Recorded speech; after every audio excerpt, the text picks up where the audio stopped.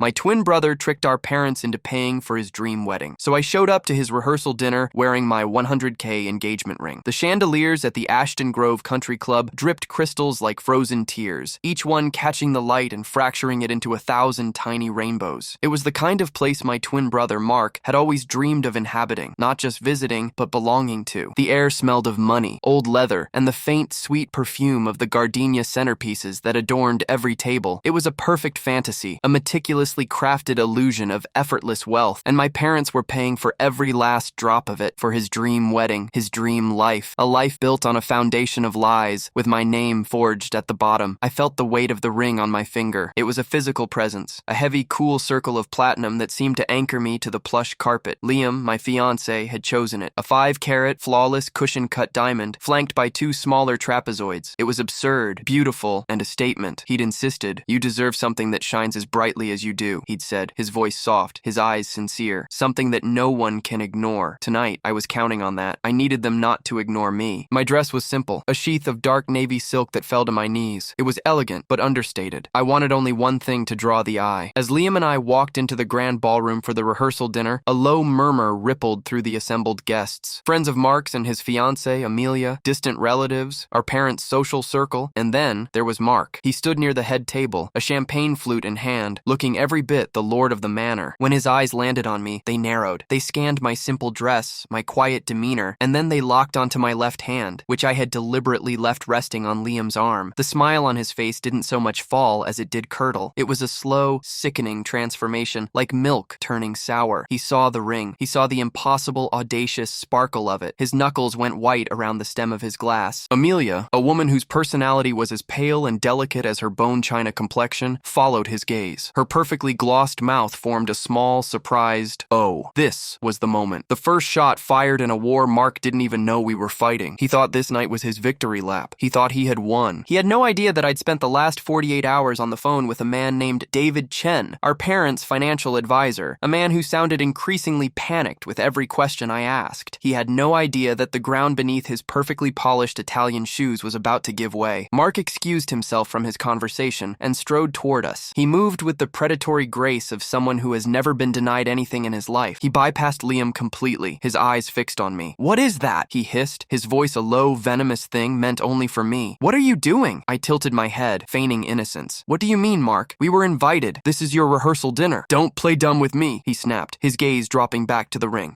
What is that thing on your finger? Are you trying to upstage Amelia? Is that it? You couldn't stand for me to have one single day that was about me?" Liam's hand tightened on my elbow, a silent offer of support. I gave him a small squeeze back, a signal that I had this. "It's an engagement ring, Mark. Liam asked me to marry him." "With that?" he sneered, a disbelieving laugh catching in his throat. "Where did he get the money for that? Rob a bank? Or did you finally find a whale big enough to land?" The insult was meant to cut deep, a reference to a past I had fought tooth and nail to leave behind. A past he had always delighted in reminding me of, but tonight, his words were just noise. They couldn't touch me. "You seem very concerned with other people's finances lately," I said, my voice dangerously calm. "Speaking of which, I had the most interesting conversation with David Chen yesterday." For the first time, a flicker of genuine fear crossed his face. It was there and gone in a second, replaced by his usual arrogant bluster, but I saw it. It was the crack in the facade. "I have no idea what you're talking about," he said, turning his shoulder to me as if dismissing the conversation entirely. "He was asking about a loan," I continued, my voice level. "A business loan," he said. "A very substantial one. He said it was for an investment opportunity you'd brought to Mom and Dad, and he was just calling to confirm a few details since I was the co-signatory." Mark froze. He didn't turn around, but I could see the tension in his shoulders, the rigid set of his neck. The entire ballroom, with its laughter and clinking glasses, seemed to fade into the background. There was only the hum of the air conditioning and the frantic pounding of my own heart. "He must have been mistaken," Mark said, his voice tight. "He must have meant Dad." "No," I said, stepping closer to him, my voice dropping to a whisper so only he could hear. "He was very specific, Mark. He said my name. He said he had the paperwork right in front of him, with my signature on it. Which is funny because I don't remember signing anything. I don't remember agreeing to leverage Mom and Dad's entire retirement portfolio so you could throw a party." He finally turned to face me, and the mask was gone. His face was a canvas of pure, unadulterated rage. He grabbed my arm, his fingers digging into my skin, and started pulling me toward the doors that led to the terrace. "We're going to talk about this outside," he snarled. Liam stepped forward. "Let go of her." His voice was low and commanding, the kind of voice that didn't need to be raised to be heard. Mark ignored him, his grip tightening. But just as he was about to drag me through the door, another voice cut through through the tension. "Mark, let your sister go." It was our Uncle Robert, our father's younger brother. He was a corporate lawyer, a man who radiated a quiet authority that Mark, for all his bluster, had never been able to imitate. He stood there, his expression unreadable, a glass of scotch in his hand. He had clearly overheard everything. Mark's hand dropped from my arm as if it had been burned. He looked from me to our uncle, his jaw working. The cornered animal was looking for an escape route. Finding none, he did what he always did. He went on the attack. He spun back to me, his voice rising, no longer caring who heard. "This is what you do. You can't stand to see me happy. You've been jealous of me our entire lives. You get sober for 5 minutes, find some rich guy to latch onto, and you think you can come in here and ruin my life?" And then came the monologue. The confession I hadn't expected to get. Not so easily, not in public. It was a torrent of resentment and self-justification, fueled by years of perceived slights and an ego the size of the room. "You think that money was for you?" he spat, his face contorted with scorn. "That retirement fund? Dad was going to give you half of it to get back on your feet. You, after everything you put them through, the rehabs, the debt, the constant drama. I'm the one who stayed. I'm the one who was there for them. I'm the one who built a life, who found a good woman, who is giving them the grandchildren they deserve. That money is mine by right. I earned it." A hush had fallen over the nearby tables. People were staring. My mother and father were now looking over, their faces etched with confusion and concern. "So you forged my signature?" I asked, my voice shaking slightly, not with fear, but with the sheer audacity of his admission. He laughed, a harsh, ugly sound. "Your signature? Please. It was a formality. I was just moving assets around. It was a sound investment. This," he said, gesturing around the opulent room, "this is about securing our family's social standing, something you never cared about. I was protecting their legacy from you. I told them you'd probably just drink it away or worse. I told them you were unstable, that you were using again, and that I needed to take control of the finances to protect the estate. And you know what? They believed me, because I'm the good son. I'm the one they can count on." Every word was a hammer blow. He hadn't just stolen money. He had stolen my recovery. He had taken the hardest fight of my life and twisted it into a weapon to use against me, to poison our parents' minds. He had methodically and deliberately isolated me, painting me as a fragile, unreliable wreck so he could position himself as the family savior. And it had worked. My shock was so profound it was like being submerged in ice water. My lungs seized. I couldn't breathe, couldn't think. The room began to spin. This was so much worse than I had imagined. I had come here expecting a fight over a loan. I had found a betrayal so deep and so calculated it defied comprehension. Liam was there instantly, his arm securely around my waist. "We're leaving," he said, his eyes boring into Mark with a cold fury I had never seen before. He began guiding me toward the exit. Uncle Robert stepped in front of Mark, blocking his path. "You're going to stay right here," he said, his voice quiet but absolute. "You and I are going to have a chat, and then we are going to talk to your parents." As Liam led me out of the ballroom, past the shocked faces of the guests, the last thing I saw was my mother's face, her expression one of utter devastation as the truth of her son's words began to sink in. The perfect fantasy was shattering, and the crystals hanging from the chandeliers suddenly looked like shards of broken glass. The drive back to our hotel was silent. Liam held my hand, his thumb rubbing gentle circles on my skin. I stared out the window at the blurred city lights, but I didn't see them. I saw a highlight reel of the last 5 years. Every time my parents had seemed distant, every time they'd questioned my sobriety, every phone call where they'd hedged about helping me with a deposit for an apartment, citing tight finances, it had all been him, Mark, pulling the strings, whispering poison in their ears, systematically dismantling my relationship with them to line his own pockets. When we got back to the room, I collapsed onto the bed. The strength that had carried me through the confrontation evaporated, leaving behind a hollow, trembling wreck. The tears came then, hot and furious. Tears of rage, of grief, of a betrayal so profound it felt like a physical wound. Liam just held me, letting me cry it out, his solid presence the only thing keeping me from flying apart. "He used my addiction," I sobbed into his chest. "He used the worst time in my life to turn them against me. How could he do that? We're twins. We're supposed to be connected." "He's not connected to anyone but himself," Liam said, his voice rough with anger. "This isn't about you. Not really. It's about his own pathetic jealousy and greed. He sees you happy and healthy and with a life you built for yourself, and he can't stand it. He had to tear you down to feel big." A little while later, my phone buzzed. It was Uncle Robert. I put him on speaker. "Are you okay?" he asked, his voice full of concern. "I will be," I said, my voice hoarse. "What happened after we left?" There was a heavy sigh on the other end of the line. "It was ugly," he said. "Mark tried to deny it, tried to twist it, said you were hysterical, but he'd said too much. Too many people heard him. I got your parents and Mark into a private room. I laid out what little I knew and what I suspected. Your father is gutted. Your mother is in complete denial. She keeps saying it's a misunderstanding. And Mark?" I asked. "He's doubling down. He's claiming you're working with me to try and steal his inheritance. He's a cornered rat, and he's going to get vicious." Uncle Robert paused. "Listen to me. This is no longer just a family dispute. What he did is a crime. Forgery, fraud, there are serious legal consequences here. We need to decide how you want to proceed." The word crime hung in the air. This wasn't just a betrayal. It was illegal. The thought was both terrifying and validating. I wasn't crazy. I wasn't hysterical or jealous. I was a victim of a felony. "The first thing we need to do," Uncle Robert continued, his lawyerly tone taking over, "is get our hands on that loan document. I'll contact David Chen first thing Monday morning. I'll also advise him not to speak with Mark or your parents without me present. Second, you need to write down everything you remember. Every conversation with Mark about money. Every time your parents denied you financial help and the reasons they gave. Dates, times, details. Everything matters." The next day, I didn't get out of bed. I felt drugged with grief. Liam ordered room service and sat with me while I picked at a piece of toast. My phone buzzed incessantly with calls from my mother. I ignored them. I wasn't ready to hear her excuses for him. I wasn't ready to hear her beg me to make peace for the sake of the family. What family? The one Mark had systematically destroyed? Instead, I called my sponsor, Sarah. I told her everything, the words tumbling out in a chaotic mess. She listened patiently until I was done, her silence a comforting presence on the other end of the line. "Okay," she said when I finally fell silent. "Breathe. Just breathe. You know what he's trying to do. He's trying to create enough chaos and pain to make you pick up a drink. That's his endgame, whether he knows it or not. He wants to prove his story right. He wants you to be the wreck he told your parents you are." "I know," I whispered, "and God, I want to. I want to numb this so badly." "But you won't," she said firmly, "because for the last 5 years, you have done the work. You have built a foundation stone by stone. You are not the person you were. He's not attacking you. He's attacking a ghost. You need to remember that. You are going to handle this the way you handle everything else now, one day at a time, with honesty and courage." Her words were a lifeline. She was right. This was a test, the ultimate test of my recovery. I could let him drag me back into the darkness, or I could stand in the light and fight. "Thank you, Sarah," I said, my voice stronger. "Call me anytime," she said, "day or night, and stay away from your family until you have a plan. You need to protect your sobriety first, always." Armed with a renewed sense of purpose, I got up, showered, and opened my laptop. Liam sat next to me, a silent partner, as I began to write. I started a new document, a timeline. I scoured my email archives, my text messages, my social media history. A sick, twisted pattern began to emerge. 2 years ago, Mark texts me, complaining about a bad investment, asks if I can float him a couple grand. I, barely making ends meet as a freelance writer, tell him I can't. A week later, a call from my mom. She tells me they can't help me with the security deposit on a new apartment because things are a little tight right now. 18 months ago, I proudly tell my parents I've saved up enough to buy a reliable used car, my first major purchase since getting sober. They sound strangely subdued. The next day, Mark posts photos on Instagram of him and Amelia on a lavish vacation in Bali. The caption reads, "Hard work pays off. Aksh blessed. 1 year ago. The most painful memory. The anniversary of my 5 years of sobriety." I called my parents, excited to share the milestone. My father was curt. "We're glad you're doing well," he'd said, "but your mother and I are worried you're getting overconfident. Mark mentioned you were seen at a bar with friends." I had been at a bar for a friend's birthday party, drinking a club soda with lime. Mark had been there too. He must have called them the second I walked in the door, twisting the story. It went on and on. Dozens of small cuts. 1,000 little betrayals that I had dismissed as thoughtlessness or sibling rivalry. Now, laid out in chronological order, they formed a damning portrait of a long, deliberate campaign to discredit and isolate me. He wasn't just a thief. He was a master manipulator, and my parents were his willing instruments. The process was agonizing, forcing me to relive years of slights and gaslighting. But with every entry on the timeline, my resolve hardened. This was not just about money anymore. This was about reclaiming my own story. On Monday morning, Uncle Robert called. "I've spoken to David Chen," he said, his voice grim. "He's terrified. He said Mark came to him with a signed power of attorney from your parents and the loan application, already signed by you. David admitted he felt it was unusual, but Mark was incredibly persuasive. He told him a story about you having a manic episode, and that this was all part of a plan, structured by a family therapist, to move assets out of your reach for your own protection." "A family therapist?" I asked, incredulous. "We don't have a family therapist." "I know," Robert said. "Mark is more inventive than I gave him credit for. David is cooperating fully. He's overnighting me a copy of the entire file. Once I have it, we can bring in a forensic handwriting expert." The retaliation started that afternoon. A call from my father. His voice was strained, heavy with a conflict I could hear but not yet understand. "Your brother called," he said, skipping any preamble. He explained everything. That loan was a misunderstanding, a clerical error at the bank. He's fixing it." I stayed silent, letting him talk. "He also told me that Liam is putting you up to this, that he's some kind of fortune hunter who saw our family name and is trying to drive a wedge between us all so he can get to our money." The accusation was so ludicrous, so transparently a projection of Mark's own motives, that I almost laughed. Liam, who had built his own tech company from the ground up, who had stood by me when I had nothing, didn't need our money. "And you believe him?" I asked quietly. There was a long pause. "I don't know what to believe," my father admitted, his his voice cracking. "You're my daughter. He's my son. This is tearing your mother apart. She hasn't stopped crying. He's her boy. Can't you just let this go? For her? For the family?" "What family, Dad?" I shot back, the anger flaring hot and fast. "The family where one son forges his sister's signature, steals your retirement money, and systematically lies to you for years to turn you against your own daughter? That family? There's nothing left to save." I ended the call, my hand shaking. That was it. That was Mark's move, not just to deny, but to paint himself as the victim and me as the aggressor, manipulated by an evil outsider. He was leveraging our parents' love and their desperate desire for peace, using their emotional weakness as a shield. It was brilliant. It was diabolical, and it was working. The next few weeks were a descent into a special kind of hell. Mark launched a full-scale character assassination campaign. He called extended family members, aunts, uncles, cousins, and fed them his version of the story. I was unstable. I had relapsed. I was jealous and vindictive. My wealthy fiancé was a predator who was trying to isolate me from my family. Some believed him, some reserved judgment, but the poison was spreading. My mother took to leaving me long, tearful voicemails. "Please, just call your brother. Apologize for the scene you made. Amelia has called off the wedding. You've ruined everything. Your father's health is suffering from the stress. How can you be so selfish?" Each message was a guilt-laced dagger, and I had to block her number to protect my own sanity. This was my rock bottom. I felt utterly alone, cast out by the very people who were supposed to love me unconditionally. The temptation to numb the pain was a constant low hum in the back of my mind. One night, I found myself standing in front of the hotel minibar, my hand hovering over a tiny bottle of vodka. My reflection in the dark glass was a pale, haunted stranger. Liam found me there. He didn't say anything. He just came up behind me, wrapped his arms around my waist, and rested his chin on my shoulder. We stood there for a long time, just breathing together. His silent, unwavering support was the only thing that pulled me back from the edge. I closed the minibar door. "Thank you," I whispered. "Always," he said. The package from David Chen arrived at Uncle Robert's office a few days later. We all met there, me, Liam, and Robert. He laid the documents out on his large mahogany desk. There it was, a loan agreement for $250,000, and at the bottom, in the space for the co-signatory, was my name, written in a shaky, uncertain hand that was a poor imitation of my own. "It's not even a good forgery," I said, a strange, hysterical laugh bubbling up. "It didn't have to be," Robert said grimly. "He had the power of attorney and a compelling story. The bank just needed a signature on the line. They weren't going to question it." He tapped a page. "This is the interesting part. The wire transfer instructions. The entire sum was wired not to an investment firm, but to an LLC I've never heard of." A quick search on Robert's computer revealed the truth. Amelia's Elegant Events, LLC. The sole proprietor was Amelia, Mark's now ex-fiancé. The money hadn't gone to vendors. It had been funneled directly into her company. It wasn't just a wedding budget. It was seed money for her business, a golden parachute she could walk away with. And then came the evidentiary turning point, the discovery that changed everything. Buried deep in the file was a series of emails between Mark and David Chen. Mark, in his arrogance, had put his lies in writing. One email, dated 2 days before the loan was finalized, read, "David, per our discussion, this is to confirm that my sister's consent is a formality due to her current incapacity. Mom and Dad have given me full authority to act on her behalf to protect the family's assets from her erratic behavior. We're all praying for her swift recovery." It was the smoking gun. It was his entire fabricated story, typed out and time-stamped. He had not only admitted to forging my name, but had also documented his fraudulent justification for doing so. "He's an idiot," Liam breathed, shaking his head in disbelief. "A greedy, arrogant idiot. The worst kind of criminal," Uncle Robert agreed, a grim smile on his face. "The kind that gets caught. Now we have leverage. We can go to the district attorney, or we can arrange a different kind of trial. We knew pressing criminal charges would be a public, painful, and protracted process. It would destroy my parents and might not even result in the outcome we wanted. A jury might get confused. Mark would play the victim. There was another way, a way to force a resolution within the family, on our terms." Uncle Robert made the call. He didn't speak to my parents or to Mark. He called my father's older sister, my Aunt Carol. She was the family matriarch, a no-nonsense retired judge whose opinion everyone, including my father, respected above all others. He told her there was a grave family matter that required her immediate attention and requested she preside over a meeting. He told her to tell my parents and Mark that their attendance was not optional. The formal confrontation was set for the following Saturday at Uncle Robert's law firm. The conference room felt cold and sterile, a world away from the glittering ballroom where this had all begun. I sat on one side of the long table with Liam and Uncle Robert. Across from us sat Mark, looking sullen and defiant. My parents were at the end of the table, positioned between us, looking like prisoners at a parole hearing. Aunt Carol sat at the head of the table, her expression stern and impartial. "Robert," she said, her voice commanding the room, "you called this meeting. Please explain why." Uncle Robert stood up. He didn't use legalese or bluster. He simply told the story, starting with my engagement and the rehearsal dinner. He spoke calmly and methodically. As he spoke, he placed documents on the table. The loan agreement. A large, high-resolution photo of the forged signature next to a photo of my real signature from my driver's license. The sworn, notarized report from the forensic handwriting expert, which concluded that the signature was unequivocally a forgery. My mother gasped when she saw the report. My father simply stared at the papers, his face ashen. Mark tried to interrupt. "This is ridiculous. She's a vindictive liar.